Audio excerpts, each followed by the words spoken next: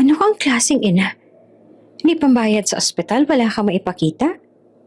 Sigaw ng nurse habang pinagtatawanan si Mia. Pawis na pawis at yakap-yakap ang sanggol na bagong silang. Kung ayaw mong ilabas yan, maghintay ka sa charity ward. Dagdag pa ng isa. Sabay saboy ng resibo sa sahig. Nanginginig si Mia habang nagtatype ng message. Mare, sobrang laki na ng bill sa panganganak ko. Baka pwede mo naman akong ipasok sa trabaho dyan, oh. Ngunit hindi niya alam, hindi sa Mare napunta ang mensahe. Sa isang mataas na gusali, nanlamig ang bilyonaryong si Eros del Valle nang mabasa ang mensahe. Anak ko ba to? Bago ka pa lang sa channel neto, ibang kwento ni Ate Jane, istorya mo, ikwento ko. Huwag kalimutang pindutin ang notification bell at subscribe button.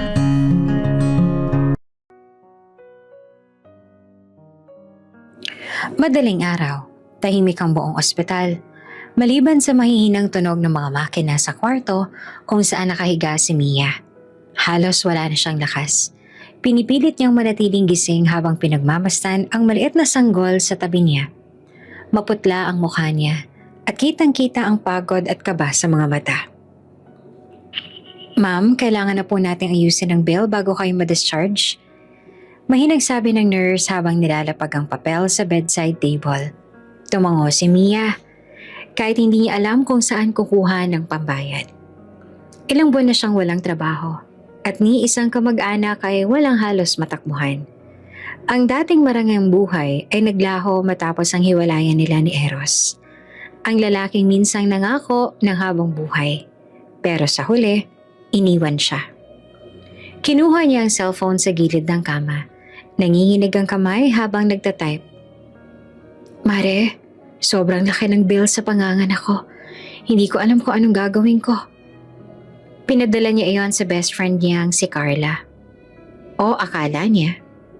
Hindi niya namalayang na mali siya ng pindot. Pagkasend niya ng mensahe, napapikit siya sandali. Inahaplos ang pisngi ng anak.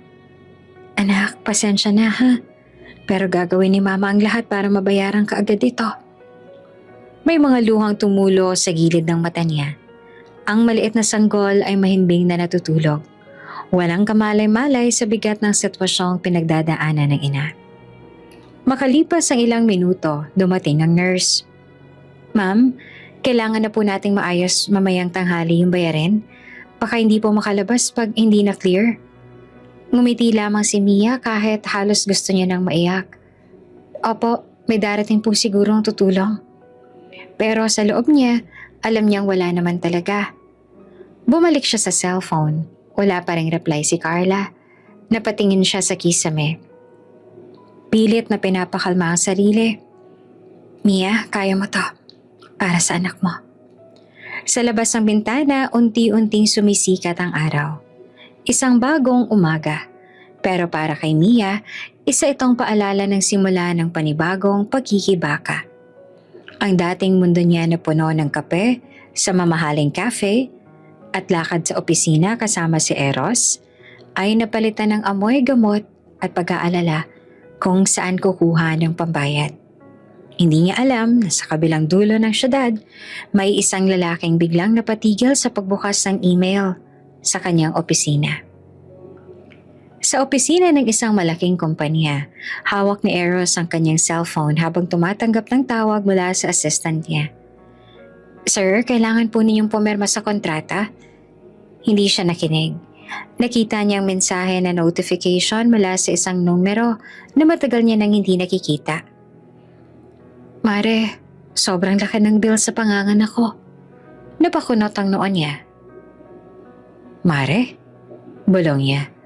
Pagbukas niya ng thread, napalunok siya. Si Mia.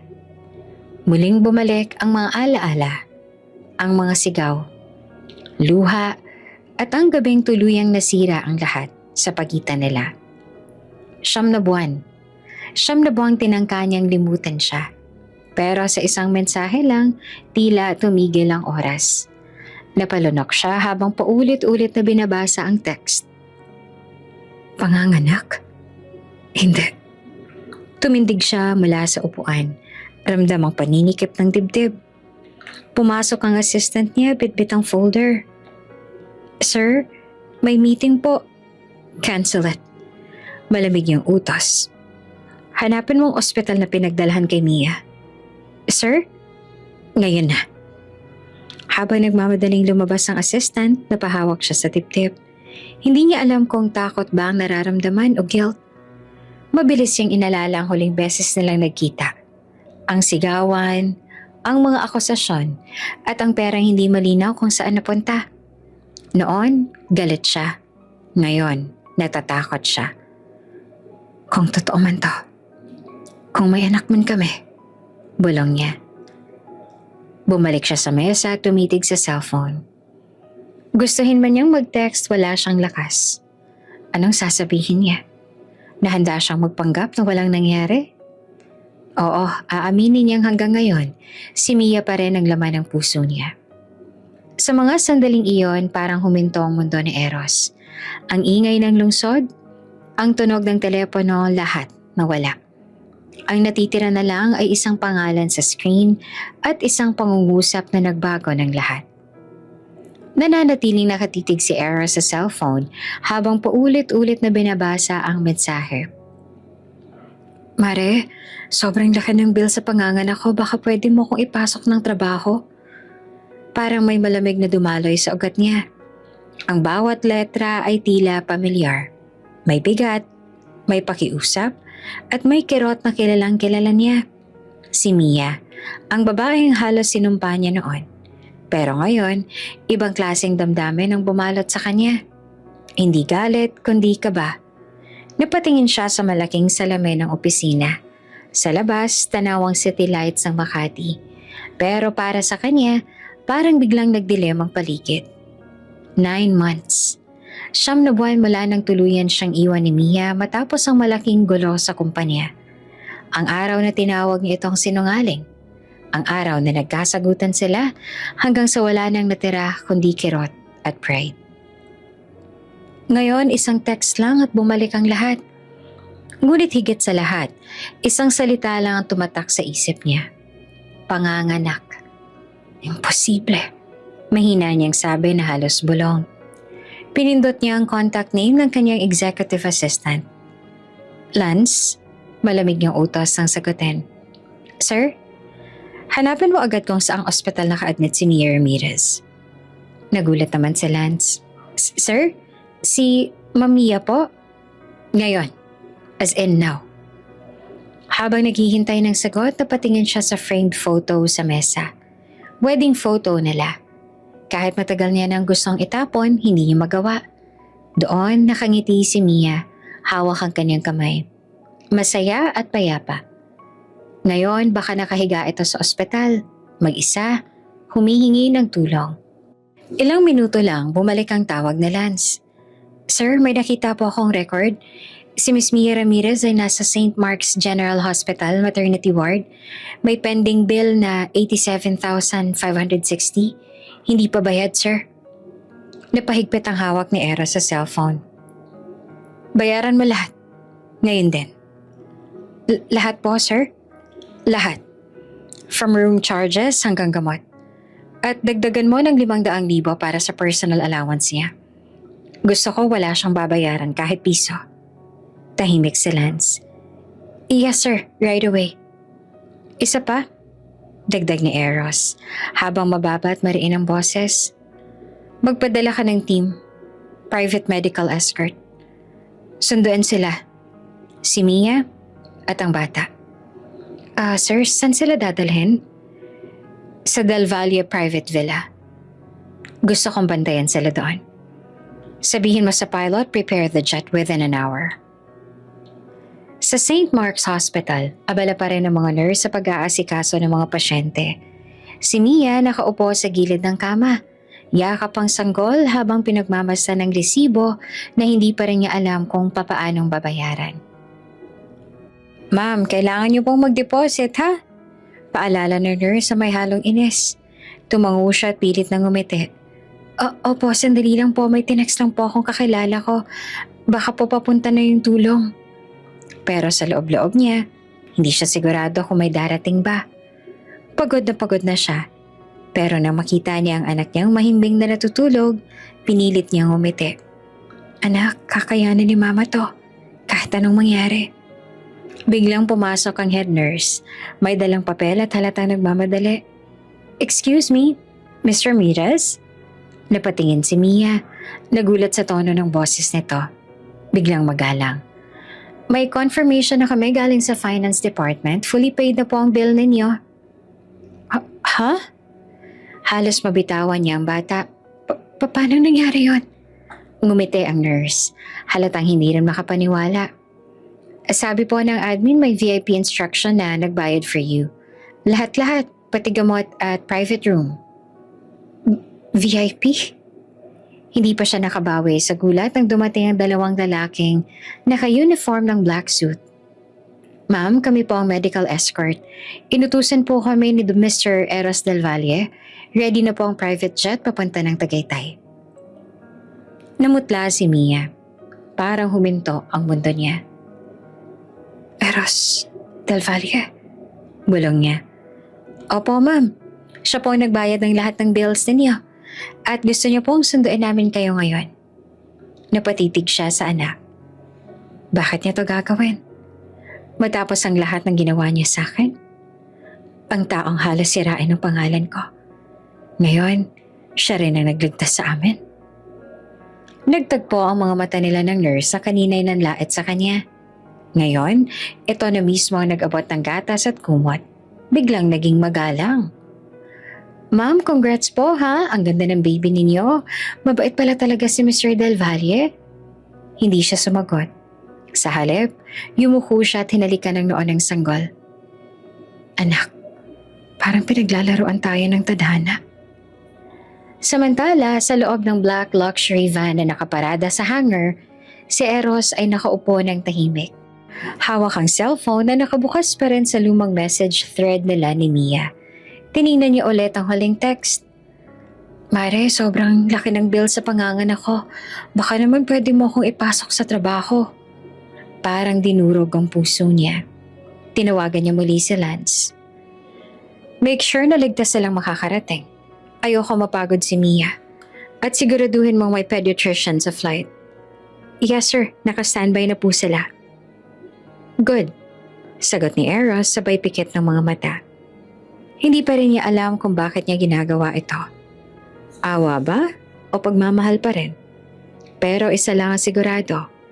Hindi niya kayang hayaan na magdusa si Mia at ang bata. Habang umaandar ang private jet na maghahatid kina Mia, nakatanaw siya sa malayo. Tahimik na nag-iisip. Kung anak niya nga ang sanggol na yon, paano kung yon ang pagkakamaling dapat niyang itama mula pa noon?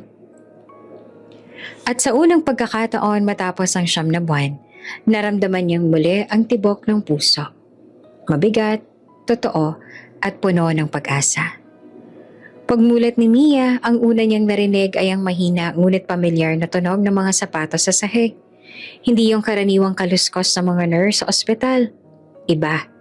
Mabigat, formal, parang mula sa mga taong sanay sa mga utos at espesyal na misyon. Napatitig siya sa pintuan. 2 lalaking nakaitim ang nakatayo. May dalang mga dokumento at parang alam na agad ang gagawin. Mr. Ramirez? Tanong ng isa. Magalang ngunit diretso. Opo, sagot ni Mia nakabado. Ready na po ba kayo? Kailangan na po nating umalis. Umalis? May helicopter po na naghihintay sa rooftop. Private transport. Fully arranged po ang transfer ninyo, kasama ang baby. Parang biglang umikot ang paligid ni Mia. Helicopter? Private transport? Sino naman ang gagastos ng ganon para sa kanya? Oh wait, baka po may pagkakamali. Ngunit bago pa siya makapagtanong ulit, may isa pang dumating, ang head nurse. Ngayon ay halos nakangitinan na parang ibang tao. Mr. Ramirez, congratulations po. Ito po ang release form, pakisign na lang po. Kinuha ni Mia ang papel. Nanginginig pa ang kamay habang binabasa. hanggang sa tumama ang paningin niya sa ibabang bahagi. Authorized by Eros Del Valle. Parang natunaw ang dugo niya. Sandaling napahinto ang mundo. Eros. Bulong niya na halos hindi makapaniwala. Bumalik ang lahat ng alaala. Ang huling gabi nilang mag-asawa. Ang mga salitang masakit. Ang pag-alis niya habang umiiyak. Ngayon, pagkatapos ng lahat, siya pa rin ang unang taong lalapit sa kanya sa oras ng pangangailangan. Bakit? Habang inaayos ng mga escort ang mga gamit niya, nakatulala lang si Mia sa anak. Mahimbing pa rin natutulog ang sanggol. Wala namang kamalay-malay sa gulong bumabalot sa paligid. Anak, anong nangyayari sa atin? Mahina niyang tanong habang hinahaplos ang pisngi ng bata. Bakit parang siya pa rin? Ma'am, kung handa na po kayo, tutulungan ko na po kayong buhatin ng baby. Alok ng isa sa mga escort. Napatango na lang siya. Kahit hindi pa sigurado sa sarili. Hindi niya alam kung dapat ba siyang matakot o magpasalamat. Paglabas sila ng ospital, sinalubong siya ng malamig na hangin at ingay ng mga rotor blades. Totoo nga, may helicopter sa helipad. Nakahanda na. May logo ng Del Valle Enterprises sa gilid. Ang mga nurse at guard ay napapatingin. Habang dahan-dahan siyang isinasakay, parang biglang naging celebrity. Sa loob ng helicopter, halos hindi siya makapagsalita. Ma'am, relax lang po, sabi ng babaeng flight medic. Ligtas po ito, diretso po tayo sa Del Valle Private Villa. May doktor na rin pong naghihintay doon para sa follow-up ninyo. Del Valle Villa? Napabulong siya. Opo, utos po mismo ni Mr. Eros Del Valle. Pinikit ni Mia ang mga mata, sinubukang intindihin ang lahat. Bakit niya ginagawa to? Gusto ba niyang ipamukha na kaya niyang bayaran ng lahat? O baka naman may iba? Naramdaman niya ang pagbagsak ng isang luha sa pisngi. Hindi niya mapigilan. Ang daming tanong sa puso niya. Galit? Oo, galit siya. Pero sa ilalim niyon may kakaibang lambing na hindi niya maipaliwanag. Paglabag ng helicopter sa malawak na lupain, tanaw ang dagat. Natulala siya. Malawak ang paligid, berde ang damuhan. Tahimik ang simoy ng hangin at may mga staff na nakaabang. Isang luxury car naghihintay at agad siyang inalalayan papasok. Sa loob ng kotse, habang mahigpit niyang yakap ang anak, napansin niyang nanginginig ang mga daliri niya. Bawat sandali ay parang pinapaalala kung gaanong kalayo na siya sa mundong iniwan niya noon. Nang makarating sila sa villa, halos malaglag ang panga niya. Ito yung lugar na minsang pinangako ni Eros na titirhan nila kapag may anak na sila. Ang malaking bahay na kulay puti. May veranda at may mga bulaklak sa gilid. Eksaktong kagaya ng design na siya mismo ang nagdo-drawing noon sa isang tissue habang nagkakape sila dati. Hindi niya napigilang humiti ng bahagya, pero agad ding napalitan ng lungkot. Pangarap lang ito noon. Bulong niya.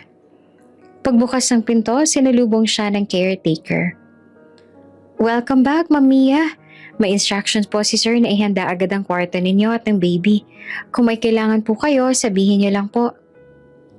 Si Eros? Mahina niyang tanong. Nasa office po siya, ma'am, pero pupunta rin po dito mamayang gabi. Hindi niya alam kung matutuwa ba siya o matatakot. Gusto niyang magpasalamat, pero gusto rin niyang magtago. May halong hiya at inis. Parang ayaw niyang isipin na sa kabila ng lahat, kailangan pa rin niyang umasa sa taong minsan nang sumira sa kanya.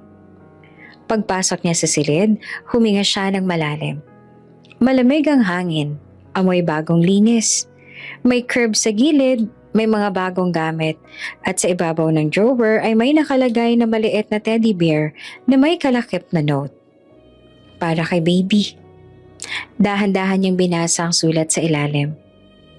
Hindi ko alam kung paano magsisimula, pero gusto ko makabawi kahit sa ganitong paraan. Eros. Napaluhod siya sa kama.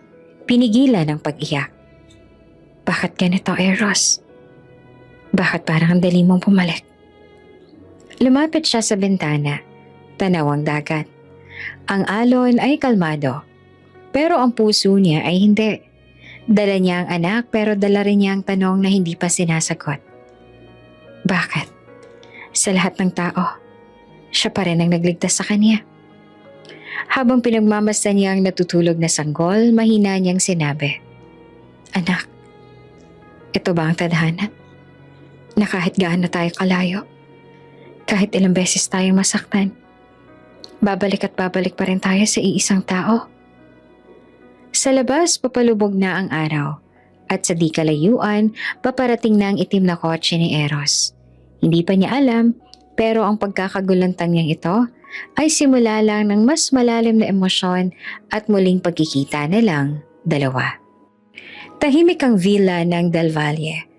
Ang hangin mula sa dagat ay humihip. Nagdadala ng malamig na simoy sa veranda. Nakaupo naman si Eros sa gilid.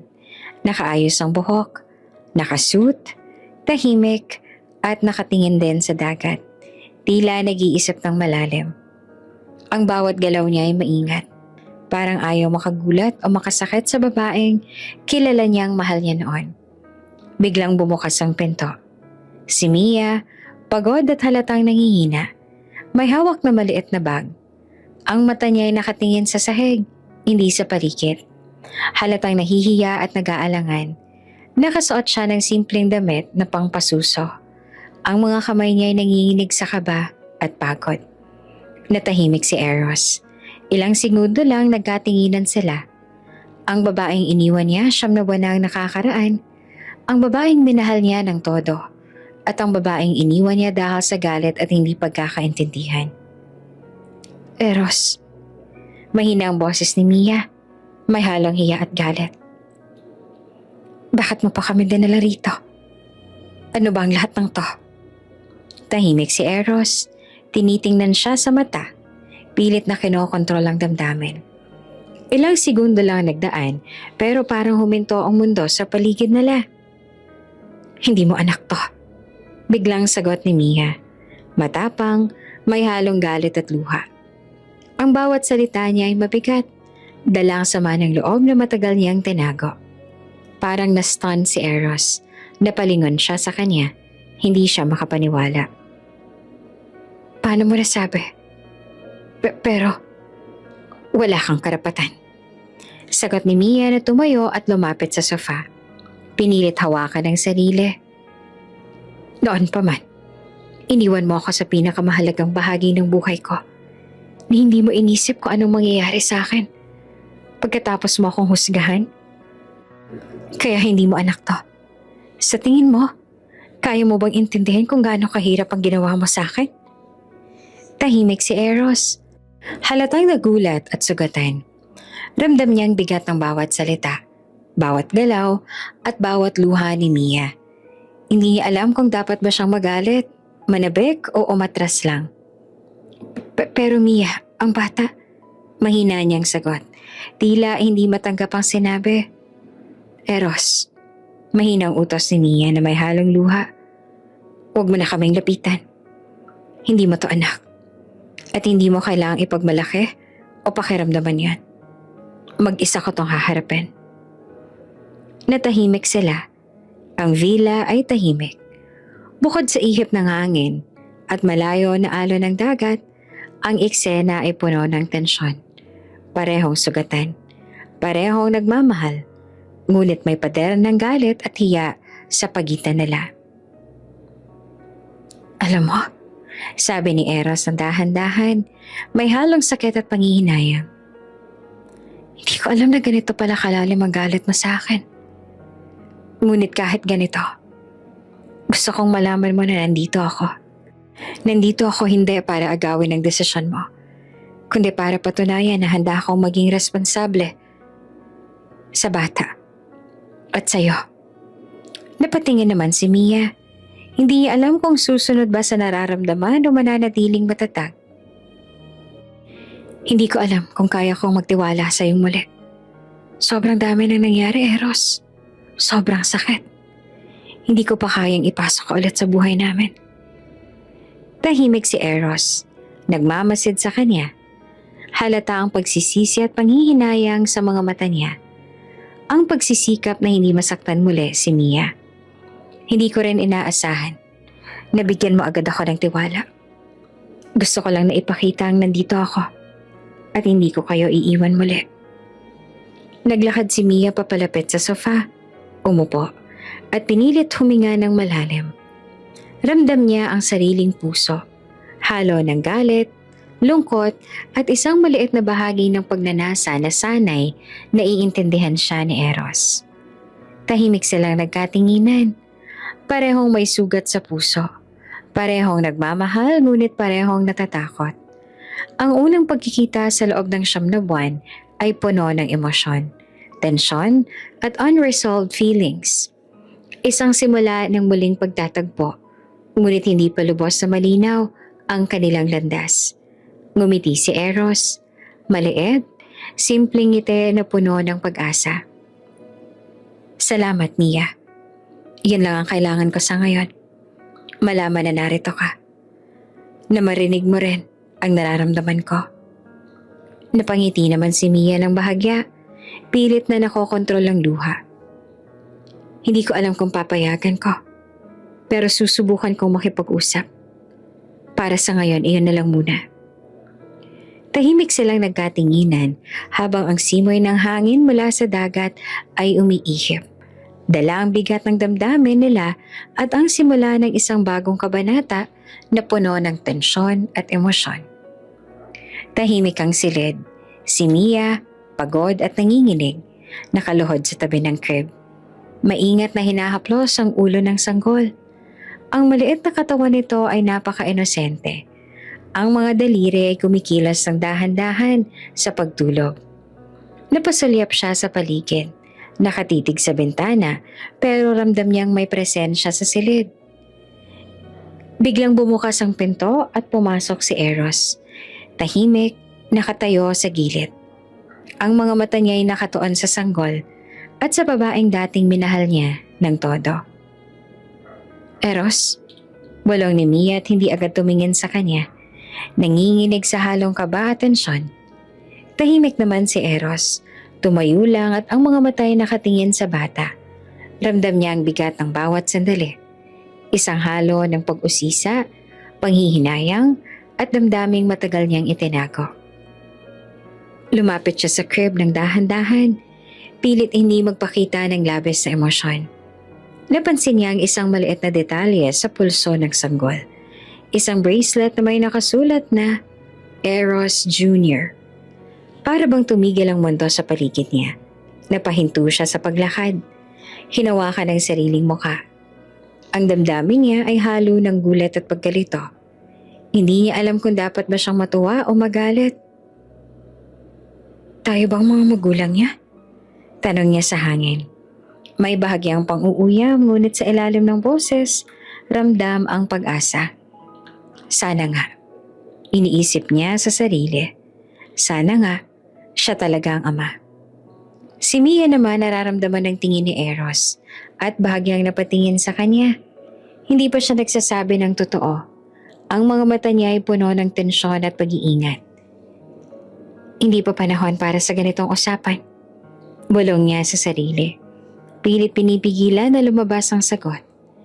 Si Eros unti-unting lumapit sa crib, nakatingin sa sanggol.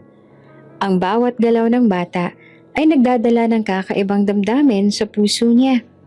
Halo ng pananabik, pag-aalala at isang kakaibang saya na hindi niya maipaliwanag. Ang dami kong gustong sabihin, pero hindi ko alam kung paano magsimula. Wika niya, huminto sa tabi ng crib, nakatitig sa bracelet. Hindi ko pa alam kung dapat ba akong maging masaya o magalit. Pero sana ako ngang ama nito. Si Mia naman ay nakaupo sa sofa. Napansin ang pagbabago sa tono ng boses ni Eros. Halata ang kagustuhan niyang lapitan ng bata, ngunit may halong takot at pangamba. Eros, hayaan mo muna kaming makapagpahinga. Mahina niyang wika. Pilit pinipigilan ng sarili na magbunyag. Ngayon, hayaan mo ako mag-alaga sa kanya. Tumahimik si Eros, nakatitig sa sanggol. Ramdam ang bigat ng responsibilidad. Hindi pa rin siya sigurado pero ramdam niyang matinding pagnanasa na mahalin ng bata. Kahit hindi pa niya alam kung totoong anak niya ito. Okay, sagot niya. Dahan-dahan. May bahagyang pagngiti. Pero gusto kong malaman mo. Nandito ako. Kahit papaano. Kahit paano lang. Tahimik silang nagkatinginan. Parehong may sugat sa puso. Parehong nagmamahal. Ngunit parehong natatakot. Ang simoy ng hangin mula sa bintana ay umihip. Dala ang malamig na tensyon sa silid at ang bata ay tahimik na walang kamalay-malay sa damdaming umiikot sa paligid niya. Ang unang gabi sa villa ay puno ng damdamin na hindi pa malinaw. Gulat, tensyon at unti-unting pag-usbong ng pag-asa.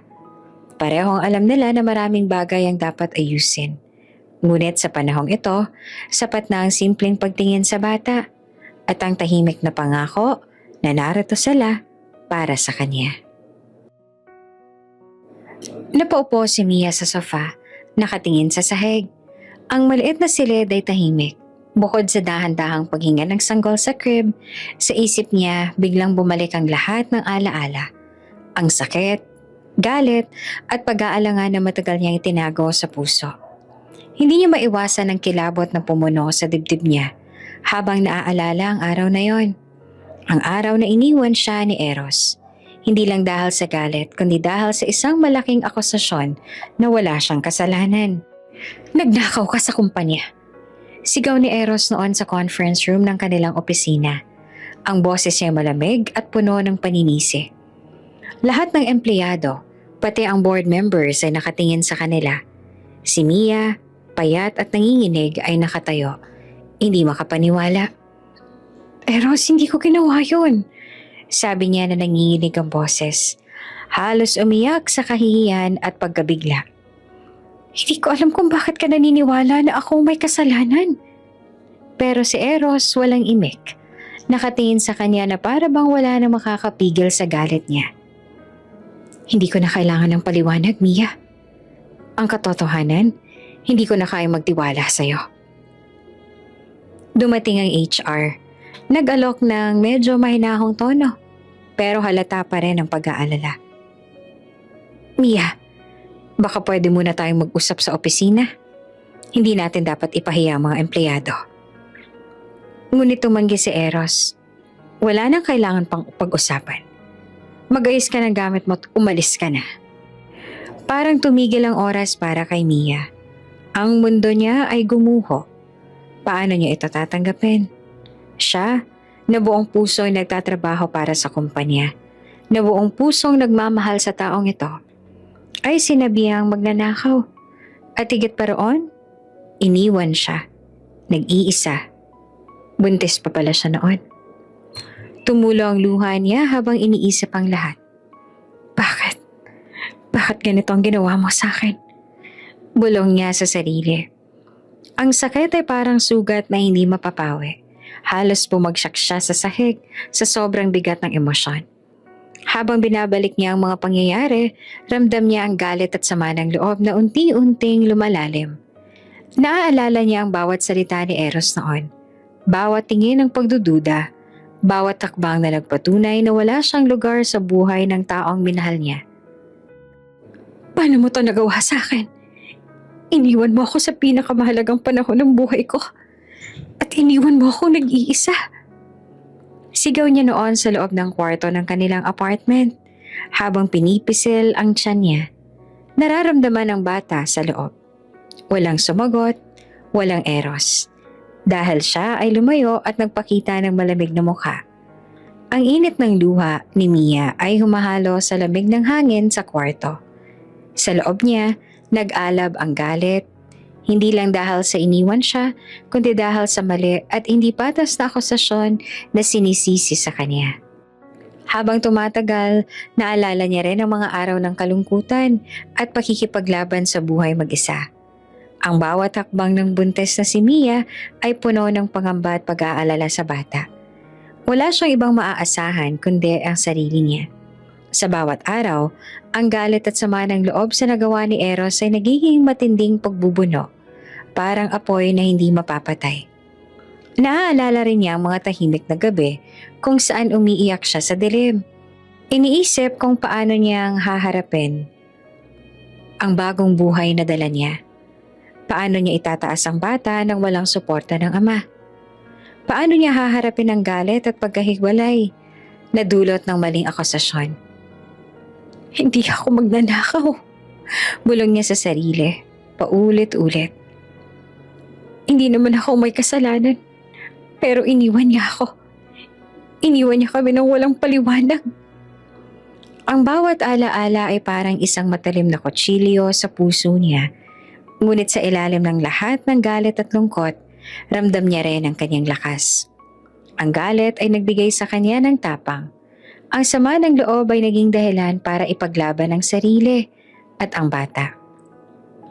Sa bawat luha, natutunan niyang hindi siya basta-bastang susuko. Ngayon, habang nakatingin sa sanggol sa harap niya sa villa, ramdam ni Mia ang parehong galit at proteksyon. Ang bata, ang kanyang dahilan, ang kanyang inspirasyon. At kahit naroon si Eros, kahit nakikita niya ang gulat at pang-uusap sa mga mata nito, hindi pa rin niya kayang sabihin ang buong katotohanan. Hindi mo anak to, bulong niya sa sarili. Habang pinipigil ang emosyon na sumabog. Hindi pa panahon para malaman niyang totoo. Kailangan ko munang protektahan ang sarili ko at ang bata. Ang flashback na iyon ay parang alon na dumadaloy sa puso niya. Ang galit sa nakaraan, ang panghihinayang, at ang pinagsamang lakas at pangamba para sa kinabukasan. Ngunit sa ilalim ng lahat, ramdam niya na ang bawat hakbang na ginagawa niya noon, bawat desisyon at bawat luha ay nagbigay sa kanya ng tapang para sa bagong yugto ng buhay niya. Tahimik siyang huminga, tinitingnan ang sanggol, at sa puso niya naroon ang pangako. Kahit gaano mang kahirap ang nakaraan, gagawin niya ang lahat para sa bata. At gagawin niyang protektado ang kanilang mundo. Tahimik ang villa sa gitna ng umaga. Ang araw ay dahan-dahang pumapasok sa malalaking bintana, nagpapalambot sa mga dingding at naglalaro sa sahig. Si Mia ay nakaluhod sa tabi ng sofa, maingat na inaalagaan ng sanggol. Ang mga mata niya ay nakatuon sa bawat galaw ng bata, halatang punong-puno ng pagmamahal at pag-aalala. Si Eros nananatili sa gilid ng kwarto. Nakatayo at tahimik na nanonood. Hindi niya maiwasang mapatingin. Halos hindi niya mapigilan ang sarili. Ang mukha ng sanggol ay kopyang-kopya niya. Bawat tingin ay tila nagpapaalala sa kanya ng isang bagay na matagal niya nang hinahanap. Ang sarili niyang mga pangarap. Ang nakaraang pagmamahal at isang posibilidad na matagal niyang pinangarap, ang maging ama. Napahinto siya sa kanyang paglapit sa crib, hinawakan ang kanyang sarili at napangiti ng bahagya. Kopya ko talaga, bulong niya sa sarili, may halong gulat at tuwa. Ngunit kasabay ng ngiti ay may bahagyang kirot sa dibdib niya. Hindi niya maiwasang maalala ang mga lumang chismis na narinig niya dati. May narinig ako dati na may ibang lalaki si Mia. Naalala niya sa sarili. Ramdam ang bigat ang duda na unti-unting bumabalik. Ang nakaraang galit, sama ng loob at panghihinayang ay muling lumitaw sa puso niya. Pinapagitnaan ang katotohanan at pagdududa. Si Mia hindi alam ang iniisip ni Eros. Maingat na nag-aalaga. Tiniyak na komportable ang bata. Tahimik siya, ngunit ramdam ng bawat galaw niya ang tensyon sa pagitan nila.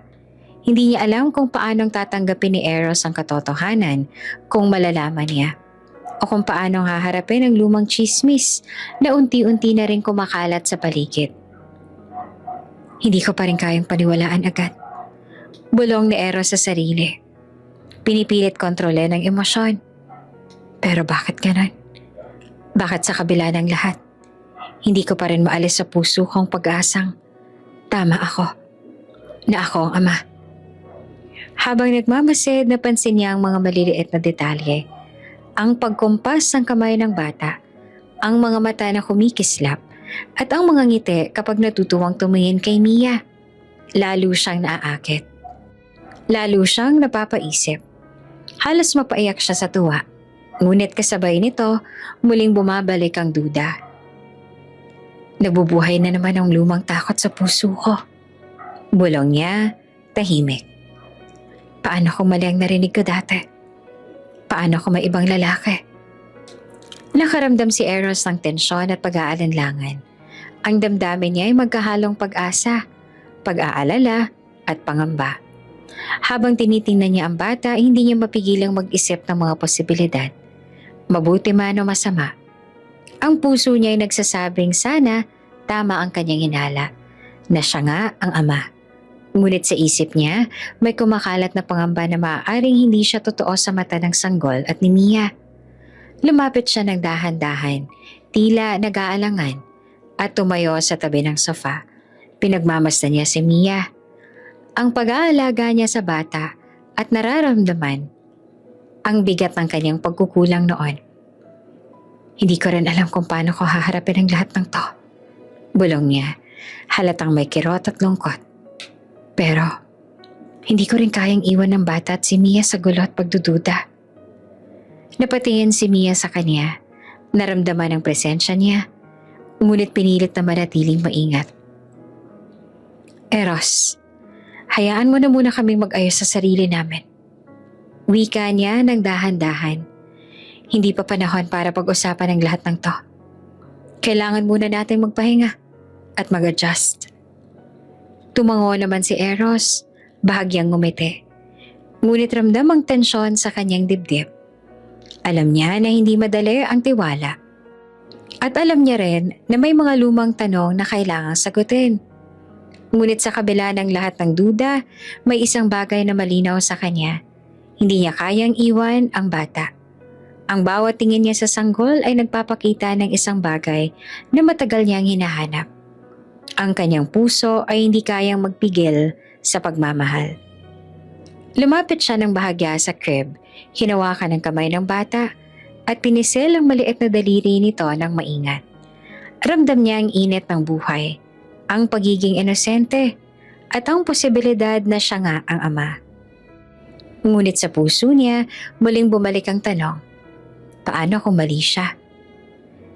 Tahimik silang nagkatinginan ni Mia, pero parehong may sugat, parehong may takot. Ngunit parehong may pag-asa. Ang lumang tsismis, ang duda, at ang pangamba sa nakaraan ay muling nabuhay. Ngunit sa kabila nito, ramdam ni Eros ang isang kakaibang pangako sa sarili.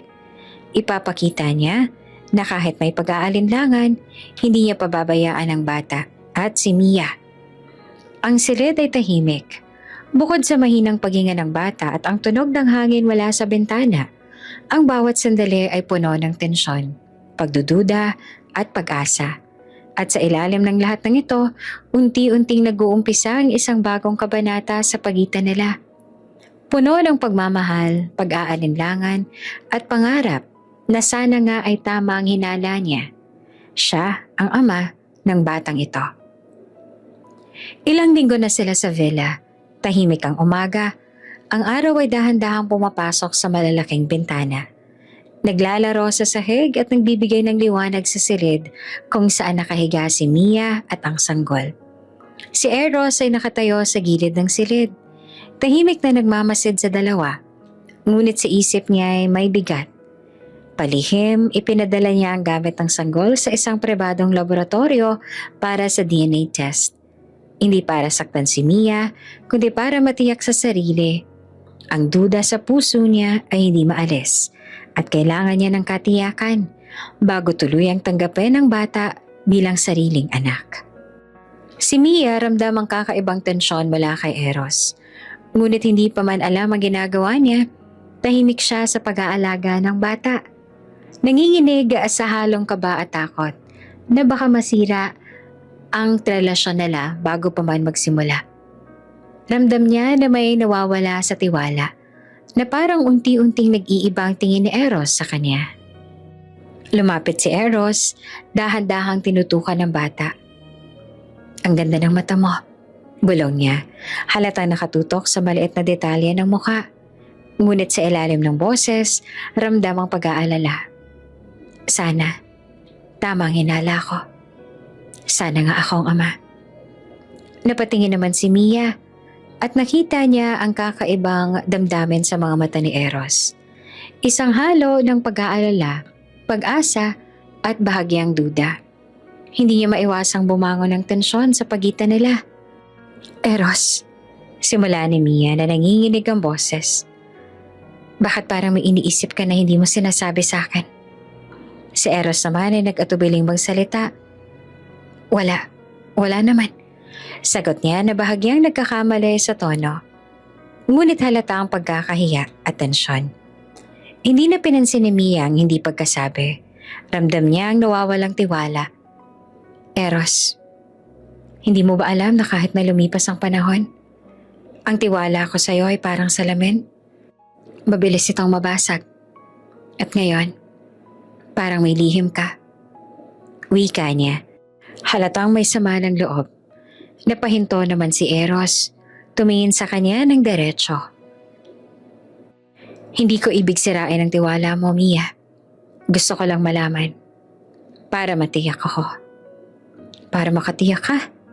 Tanong ni Mia na tumindig at hinawakan ang mga balikat niya. Eros, hindi lahat ng mahirap manloloko. Hindi lahat ng walang kayamanan ay may masamang intensyon. Si Eros ay nagulat sa tindi ng emosyon ni Mia. Halata na ang galit at sakit sa kanyang tinig. Bawat salita ay tumatama sa kanya. Hindi ko naman sinabi na manloloko ka, Mia. Pero ang lumang chismis at ang nakaraan, minsan mahirap nang burahin. Paliwanag niya na halos hindi na masabi ang lahat ng gusto niyang sabihin. Napaluha si Mia. Ang mga mata niya ay kumikislap sa galit at lungkot. Ang sanggol sa crib ay nagigising sa bahagyang iyak at agad niyang hinahagod at hinahaplos para mapakalma. Ramdam ni Eros ang bigat ng mga luha niya at parang tumitigas ang dibdib niya sa halo ng galit, panghihinayang at pagmamahal. Okay, Mia. Wika ni Eros at lumapit sa kanya. Maingat na hinawakan ang mga kamay niya. Hindi ko gusto na mag-away tayo. Pero kailangan ko lang makatiyak. Hindi para saktan ka. Hindi para questionin ang pagmamahal mo sa bata. Ngunit ang galit at sama ng loob ni Mia ay hindi basta-basta mawawala. Eros, hindi lahat ng mahirap. Ang nakaraan ay puno ng pagkakamali at maling akusasyon. Pero hindi ibig sabihin na mangmang ako. Sigaw niya na may kasamang luha. Halatang pinipilit ipagtanggol ang sarili at ang dangal niya. Tahimik si Eros. Ramdam ang bigat ng mga salita. Ang puso niya ay nahahati. Sa isang banda, may duda pa rin. Sa kabila nito, hindi niya maalis sa isip ang posibilidad na tama si Mia. At na mahal niya talaga ang bata. Habang pinagmamasdan niya si Mia at ang sanggol, naramdaman niya ang unti-unting pagbabago sa sarili. Ang galit at pag-aalinlangan ay nababalot ng pagmamahal. At kahit na may DNA test pa rin naghihintay, ramdam niya na hindi niya kayang lumayo sa pamilya na ito. Ang silid ay puno ng tensyon, luha at damdaming hindi pa malinaw. Si Mia, kahit nagalit at nasasaktan, ay nagmamasid sa bata at sa bawat kilos ni Eros. Si Eros naman sa kabilang banda ay naninindigan sa kanyang pasya. Kailangan niyang makatiyak, ngunit hindi niya kayang iwan ang babaeng minahal niya at ang bata sa gitna ng pag-aalinlangan.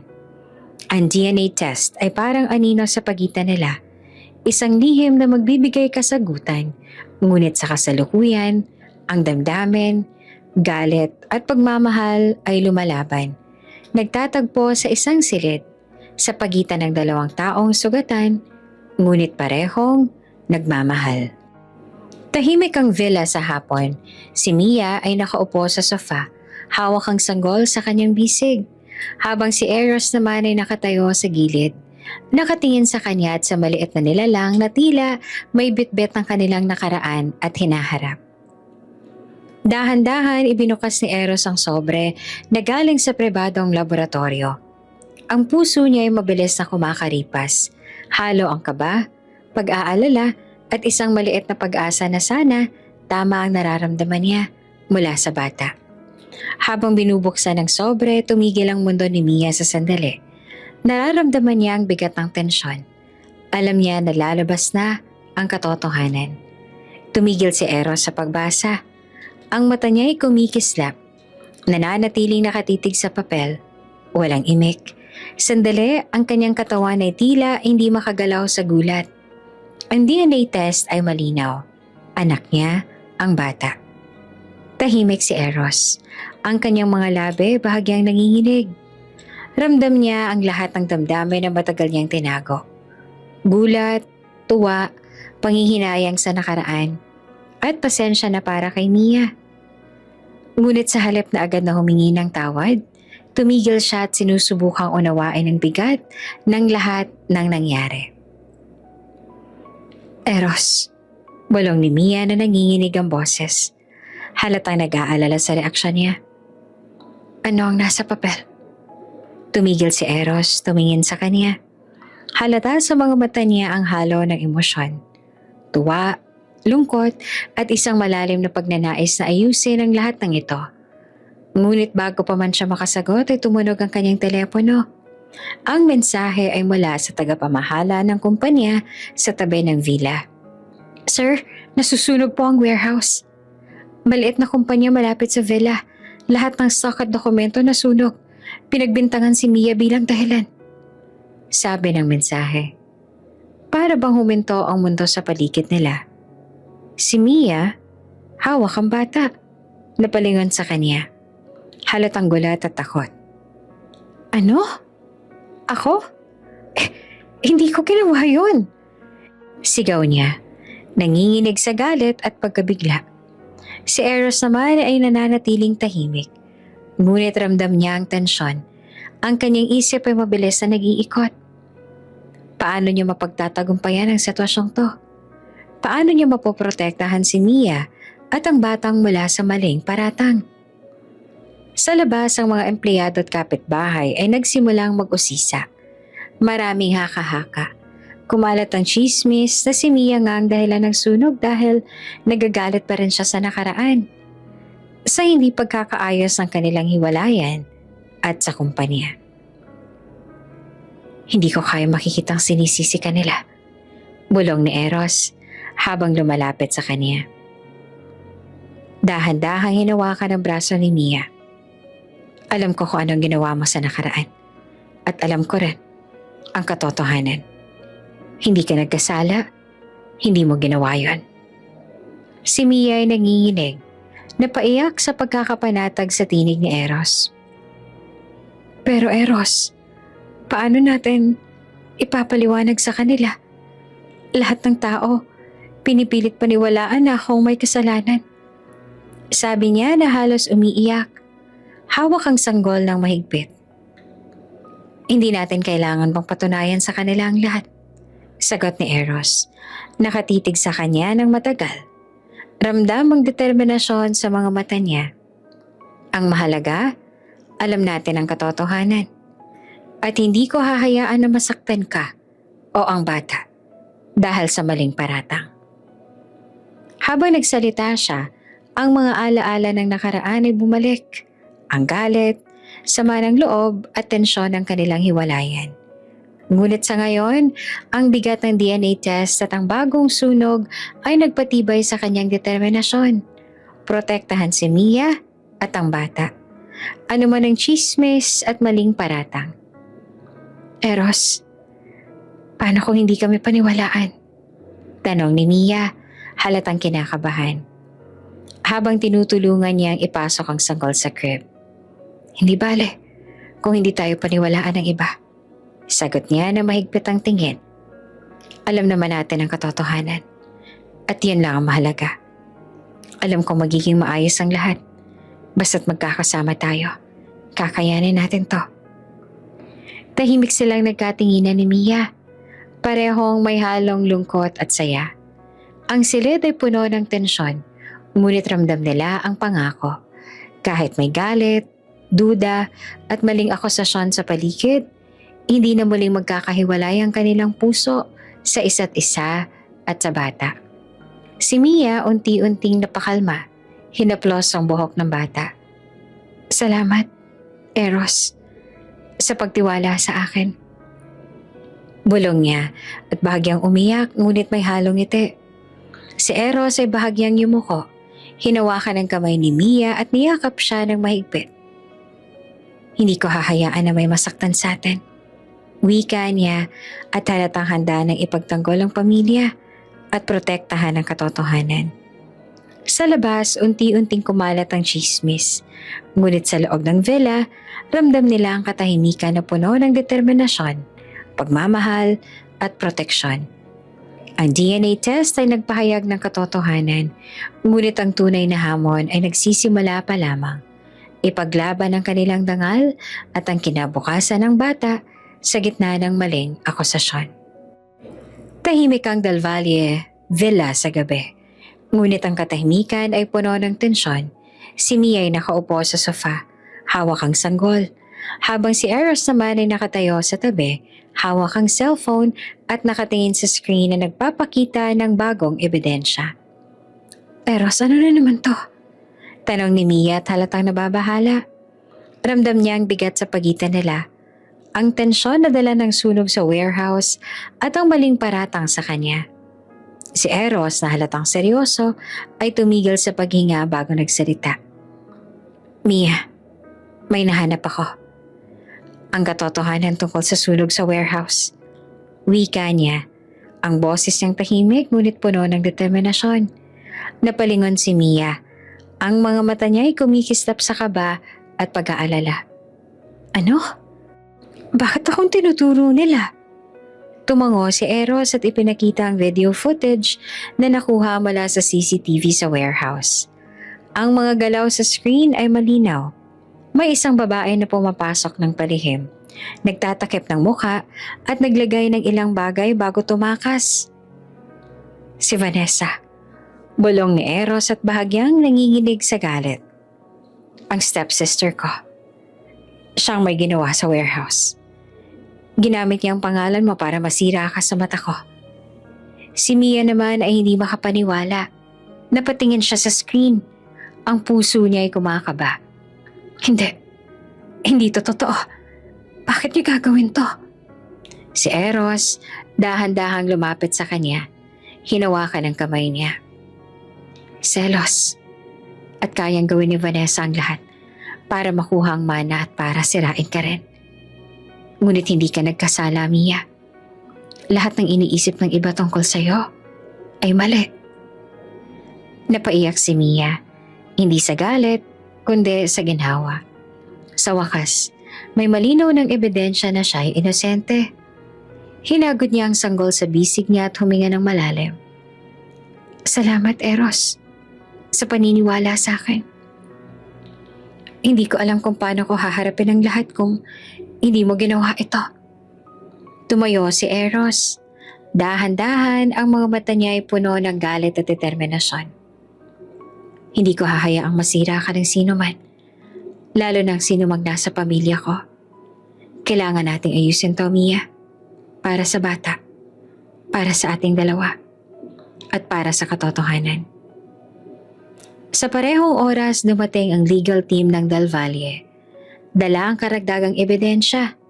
Ang mga email, tawag at transaksyon ni Vanessa ay malinaw na nagpapakita ng planong pagsunog sa warehouse at paggamit kay Mia bilang biktima. Si Mia naman ramdam ang ginhawa at pasasalamat. Nakatingin kay Eros at sinabing, "Ang tagal nating nagdusa sa maling paratang." Bulong niya. Ngayon alam ko na hindi ko kailangang mag-isa at hindi ako nag-iisa. Huminga si Eros, hawak pa rin ang kamay niya. Hindi ka na kailanman mag-iisa, Mia. At hindi ko hahayaang makasira pa siya sa atin o sa anak natin. Sa labas ng villa, si Vanessa ay tinawag sa harap ng pamilya. Halata ang pagkabigla niya nang makaharap ang ebidensya. Ang galit at selos ay hindi niya na mapigil. Ngunit sa halip na umaming mali, nanatili siyang matigas. Subalit ang mukha niya ay nagpapakita ng pagkatalo. Hindi ko ginawa yun. Sigaw ni Vanessa. Ngunit ang mga ebidensya ay malinaw.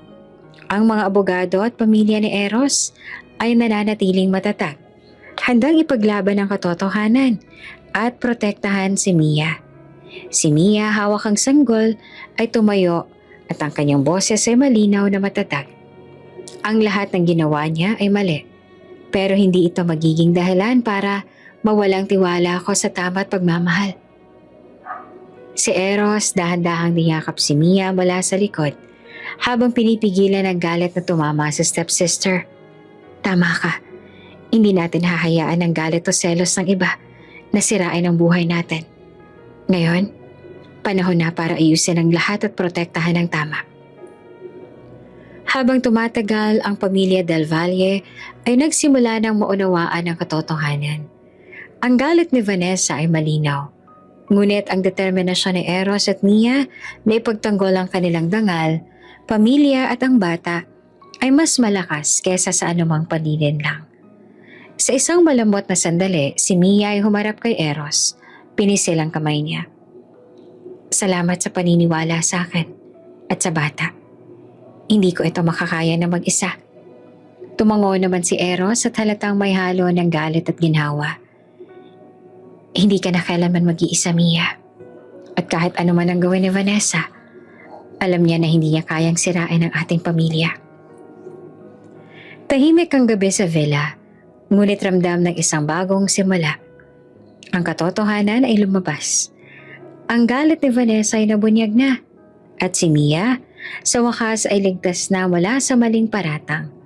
Ang sanggol sa bisig niya ngayon ay tahimik na parang nararamdaman ang bagong kapanatagan. Maagang umaga sa villa ng Del Valle, tahimik ang paligid, ngunit si Mia ay hindi mapakali. Nakaupo siya sa sofa. Hawak ang sanggol sa bisig habang nagmumuni-muni sa nangyayari sa nakaraang mga araw. Ang galit at takot sa maling paratang ay unti-unti nang napapalitan ng pag-asa at determinasyon. Dumating si Carlo, isang dating abogado at matalik na kaibigan ni Mia. Dala ang laptop at mga dokumento. Mia, handa ng ebidensya. Makikita natin ang lahat ng katotohanan sa video at records. Wika niya na may ngiti, ngunit seryoso sa mga mata. Napalingon naman si Mia, bahagyang nanginginig sa kaba at excitement. Talaga? Sigurado ka ba na dito lalabas na ang lahat ng katotohanan? Tumango si Carlo. Oo naman, makikita natin kung paanong pinagplanuhan ni Vanessa ang lahat ng to.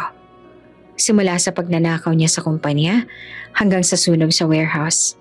At higit sa lahat, malalaman din natin kung paano niyang ginamit ang pangalan mo para sirain ka dati. Habang binubuksan ni Carlo ang laptop, lumapit si Eros. Nakatingin sa screen at ramdam ang tensyon. Hindi niya mapigilang mapatingin sa bata na nakahiga sa crib. Pagkatapos, muli kay Mia, naramdaman niya ang halo ng kaba at excitement sa paligid. Handa ka na ba, Mia? Tanong ni Carlo bago pinindot ang play button sa video footage. Tumigil si Mia sa paghinga at tumango ng dahan-dahan. Handa na, kahit mabigat sa loob. Lumabas sa screen ang eksena sa loob ng kumpanya. Makikita si Vanessa na palihim na nagbubukas ng mga cabinet, kumukuha ng mga dokumento at may mapanlinlang ng ngiti sa mukha. Ang bawat galaw niya ay malinaw na may intensyon at plano ng maaga. Makikita mo, Mia, paliwanag ni Carlo habang tinitingnan nila ang video. Lahat ng ginagawa niya ay para siraan ka. Ginamit ka niya bilang biktima para mapalabas na may galit ka pa rin o may ibang motibo. Si Mia ay bahagyang nanginginig, huminga ng malalim. Hindi ko mawari. Paano siya naging ganitong kalupit? At bakit kailangan pang gamitin ang pangalan ko? Si Eros ay nakatingin sa screen. Ang galit at pagkabigla ay halata sa mukha niya. Ang selos at inggit ni Vanessa. Hindi ko inakalang ganito kamanipis ang luhi ka. Ngunit sa wakas, malinaw na mali siya. At ikaw ay inosente. Habang nagpapatuloy ang video, lumabas ang mga eksena kung paanong pinakalat ni Vanessa ang chismis na may ibang lalaki si Mia. Sinasabing may lihim na relasyon siya sa isang lalaki habang kasintahan niya pa ang stepbrother ni Vanessa at si Eros. Ang bawat segment ay malinaw na gawa-gawa. Walang basihan at halatang maling akala lamang para sirain ang pangalan ni Mia. Tumango si Carlo. Ipinakita ang mga screenshots ng emails at chat messages ni Vanessa sa kanyang mga kaibigan. Lahat ng ebidensya ay nagtuturo kay Vanessa. Wala talagang katotohanan ng chismis tungkol sa iyo, Mia. Gawa-gawa lang ito para sirain ang reputasyon mo sa Del Valle family. Napaiyak naman si Mia, hindi sa galit kundi sa ginhawa. Salamat, Carlo.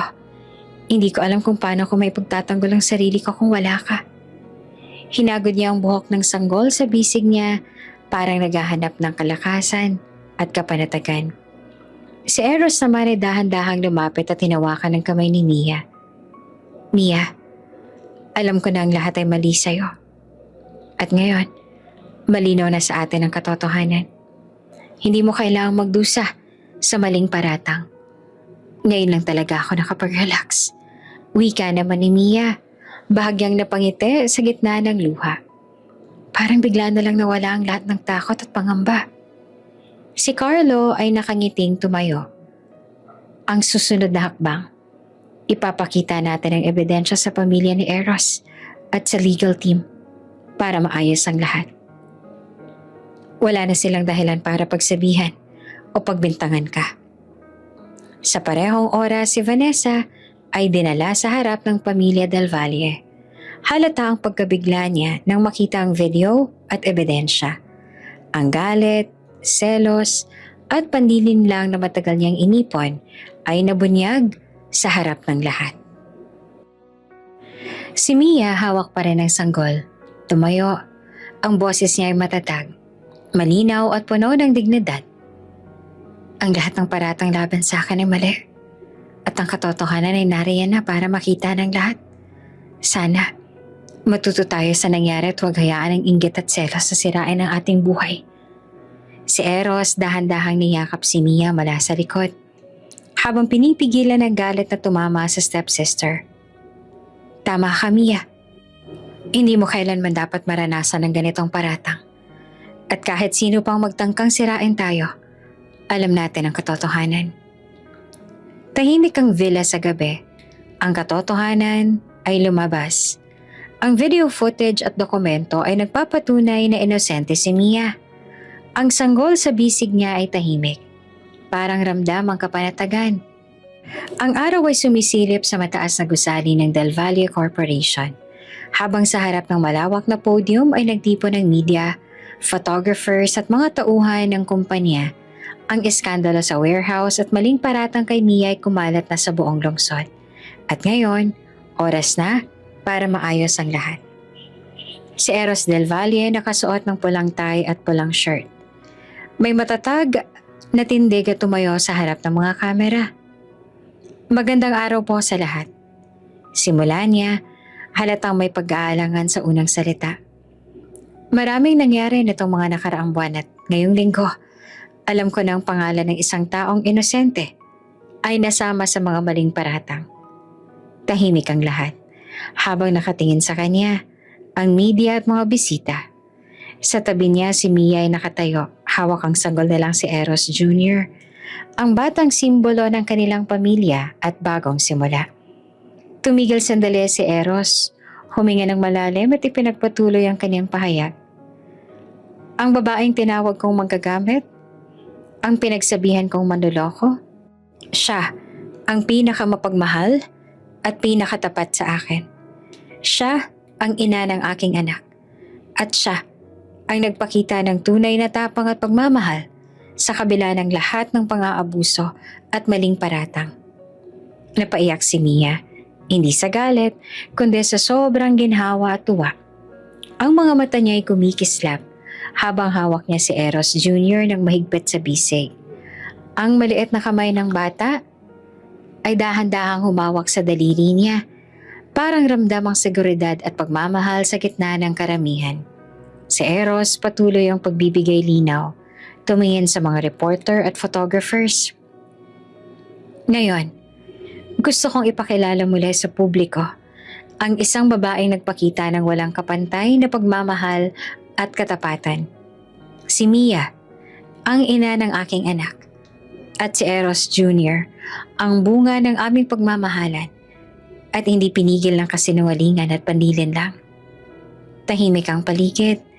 Ang mga kamera ay kumikislap at ramdam ang kakaibang emosyon sa hangin. Halo ng pagkagulat, paghanga at paggalang. Ang media na dati puno ng chismis at haka-haka, ngayon ay naging sakses sa isang kwento ng katotohanan at pagmamahal. Si Mia halatang natatabunan ng damdamin ay napaiyak ng tahimik. Napangiti siya.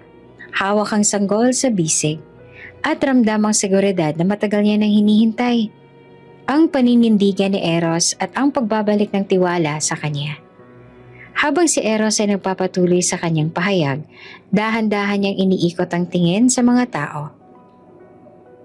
Alam ko na maraming haka-haka at maling akala ang kumalat tungkol sa kanya. Tungkol sa aking anak. At sa akin. Ngunit ngayon, malinaw na sa lahat. Ang katotohanan ay mananaig. Ang pagmamahal at katapatan ay hindi matitinag ng chismis at panlilin lang. Tahimik ang lahat. Ang mga mata ng media ay nakatutok sa pamilya. Ang mga cameraman ay hindi makapaniwala sa bigat ng eksena. Isang babaeng matagal pinagsabihan at siniraan, ngayon ay ipinagtatanggol at pinakilala sa buong publiko. Kasama ang kanyang anak na simbolo ng bagong simula. Si Mia nakangiti ngunit may luha sa mata. Tumingin kay Eros. Salamat Eros, sa paniniwala sa akin at sa anak natin. Hindi ko ito makakaya na mag-isa. Tumango naman si Eros. Dahan-dahang niyakap si Mia mula sa likod habang hawak ang sanggol sa bisig niya.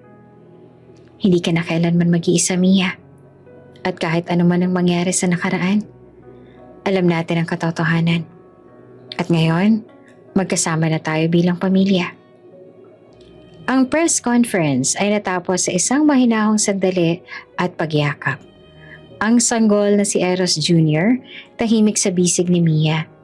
Parang ramdam ang bagong kapanatagan sa paligid. Ang media, sa halip na tumuon sa chismis, ngayon ay nakatuon sa pagmamahalan at pagwawasto ng mali. Sa labas ng gusali, habang ang araw ay sumisilip sa gitna ng mga ulap, si Mia at Eros ay magkasama. Hawak ang sanggol. Ang kanilang mga mata ay nagkatinginan, puno ng pangako at bagong simula. Ang dating galit, duda at maling paratang ay napalitan ng katotohanan, pagmamahal at paninindigan sa isa't isa. Handa na tayo magsimulang muli. Bulong ni Eros sa tenga ni Mia habang niyayakap siya at ang bata. Hindi na natin muling hahayaang sirain ng sino man ang pamilya natin. Si Mia ay napangiti, huminga ng malalim at niyakap ang anak. Oo, simula ngayon, tayo nang magtatanggol sa ating pagmamahal at pamilya. Tahimik ang villa, ngunit ramdam ang isang bagong kabanata. Ang katotohanan ay lumabas. Ang tiwala ay naibalik at ang pagmamahal ng pamilya ay mas matatag kesa dati. Ang press conference ay hindi lamang simpleng public apology. Ito ay simbolo ng muling pagtatag ng dangal, pagmamahal at proteksyon sa kanilang pamilya. Sa pag-uwi nila sa villa, ramdam ang bagong simula. Isang pamilya na nagtagumpay sa gitna ng chismis, panlilin lang at eskandalo. Handang harapin ang kinabukasan ng magkasama. Matapos ang matinding kaganapan sa lungsod, si Mia ay nagpasya na kailangan niya ng huminga at mag-isip. Kasama ang sanggol na lang si Eros Jr., umuwi siya sa maliit niyang probinsya. Ang bahay na payak, ngunit puno ng alaala at katahimikan. Ang mga puno sa paligid, ang malamig na simoy ng hangin at ang tahimik na kapaligiran ay tila nagbibigay ng pagkakataon sa kanya na maghilom at magmuni-muni. Dito muna tayo anak. Bulong niya sa sanggol habang dahan-dahang inilalagay ito sa car seat ng maliit niyang sasakyan. Ang mga mata ni Eros ay kumikislap sa curiosity at sa bagong paligid. Ramdam ni Mia ang bigat ng responsibilidad, ngunit kasabay nito ay may halong pag-asa. Pagdating sa kanilang probinsya, dahan-dahang bumaba si Mia, hawak ang baby. Pinagmamasdan niya ang paligid. Mga payak na bahay, ang ilog sa gilid at ang bata sa kalsada na naglalaro ng simple ngunit masayang laro. Kailangan ko munang mag-isip at ipakita sa sarili ko kung ano nga ba talaga ang mahalaga. Bulong niya sa sarili. Sa tabi ng sasakyan, naglabas siya ng maliit na bag at binuhat ang sanggol. Binuksan ang payong na nagsilbing panangga sa ulan. Habang ginagawa niya ito, may naramdaman siyang kilabot sa likod. Nakita niya si Eros, nakaluhod sa malayo, basa sa ulan. Ang kanyang puso ay bumilis sa tibok. Eros, tawag niya na halatang nagugulat. Bakit nandito ka? Umuulan pa. Tumango si Eros, tumayo ng dahan-dahan. At nilapitan silang mag-ina. Alam kong kailangan mong mag-isip at humilom sa probinsya. Pero hindi ko pinalalampas ang pagkakataon na makasama kayo.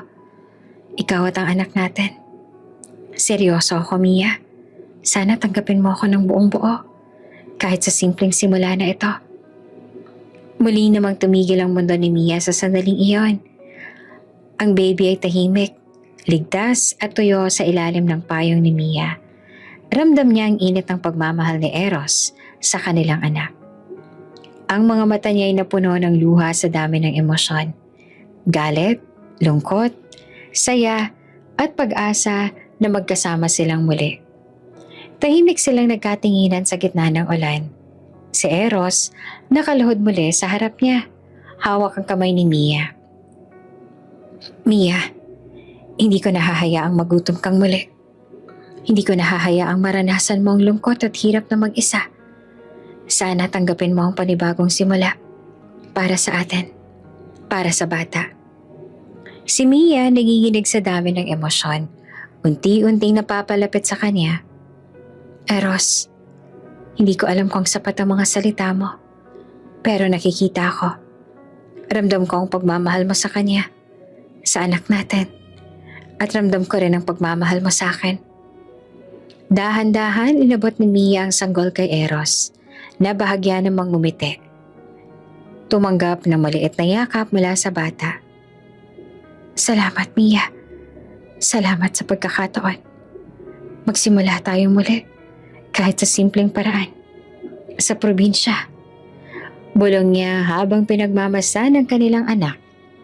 Sa kabila ng ulan, naglakad silang magkatabi sa gilid ng kalsada. Hawak ang sanggol sa pagitan nila. Ang bawat patak ng ulan ay parang musika ng bagong simula. Hindi malamig at malungkot, kundi nagdadala ng kalinisan at pag-asa. Habang ang araw ay sumisilip sa pagitan ng mga ulap, naramdaman ni Mia ang kapanatagan na matagal niya nang hinihintay. Ang nakaraan ay naroon pa sa alaala, ngunit ang kasalukuyan at hinaharap ay puno ng pangako at pagmamahal. Sa wakas, ramdam niya ang seguridad, hindi lang para sa sarili niya, kundi para sa kanilang anak at sa bagong pamilya na unti-unti nilang binubuo. Eros, simula ngayon, magkasama na tayo. Para sa bata at para sa atin. Bulong ni Mia habang pinagmamasan ng maliit na paa ng sanggol na kumikislap sa ilalim ng payong. Tumango naman si Eros, dahan-dahang niyakap si Mia at ang bata sa gitna ng ulan. Oo, Mia. Simula ngayon wala nang hiwalayan. Walang galit. Tanging pagmamahal at pamilyang mananatili. Tahimik ang probinsya, ngunit ramdam ang bagong simula. Ang ulan ay patuloy na bumubuhos, ngunit ang bawat patak ay nagdadala ng biyaya ng kalinisan sa nakaraan at ng pangako sa kinabukasan. Sa simpleng bahay at payak na paligid, si Mia, si Eros at si Eros Jr. ay nagsimula ng panibagong kabanata. Handang harapin ang bawat hamon, ngunit magkasama at puno ng pagmamahalan. Matapos ang pagbabalik probinsya, pansamantalang tumira si Mia sa maliit niyang bahay kasama ang sanggol na lang si Eros Jr. Ang bawat araw ay tahimik at malayo sa ingay at problema ng lungsod. Ngunit puno siya ng simpleng gawain at sorpresa na nagpapaalala sa kanila ng kahalagahan ng pamilya. Si Eros na dati bilyonaryo, ngayon ay natuto na sa simpleng buhay. Ang bawat takbang ay bagong karanasan. Ang pagkain ng tuyo at kanin, ang pag-igib ng tubig mula sa balon, at ang pag-aalaga sa sanggol. Kahit ang mga bagay na dati trivial sa kanya, ngayon ay puno ng kasiyahan at pagmamahal. Wow! Ganito palang buhay sa probinsya. Sabi ni Eros habang dahan-dahang pinapakain si Eros Jr. sa baby spoon. Simple, pero nakaka-relax. At may saya pala. Si Mia ay nakaupo naman sa tabi nila na pangiti. Eros, minsan kailangan nating bumalik sa simpleng buhay para tunay nating maunawaan ang pamilya. Hindi lahat ng bagay ay pera o status. Ang pinakamahalaga ay nandito tayo, magkasama at may anak tayo. Habang nakatingin kay Eros Jr., napansin ni Eros kung gaano siyang kasaya. Ang maliit na kamay ng bata ay kumakapit sa daliri niya. Ang bawat maliit na galaw ay nagpapasaya sa puso niya. Hindi niya inaasahan na sa simpleng halakhak ng bata, makaramdam siya ng ganitong ligaya at kapayapaan. Dahil sanggol pa si Eros Jr., simple lang ang kanilang laro. Hawak-hawak, naglalaro ng peekaboo at hinahaplos ang maliit na kamay at paa. Sa bawat tawa ng bata, nawawala ang tensyon at galit na dala pa ni Eros mula sa lungsod. Unti-unti, ramdam niya ang totoong kahulugan ng pagiging magulang at pamilya. Alam mo Mia, dati, iniisip ko na ang buhay ay tungkol lang sa negosyo at pera. Wika ni Eros habang iniikot ang stroller ng sanggol sa maliit na bakuran. Pero ngayon, ramdam ko na ang tunay na halaga.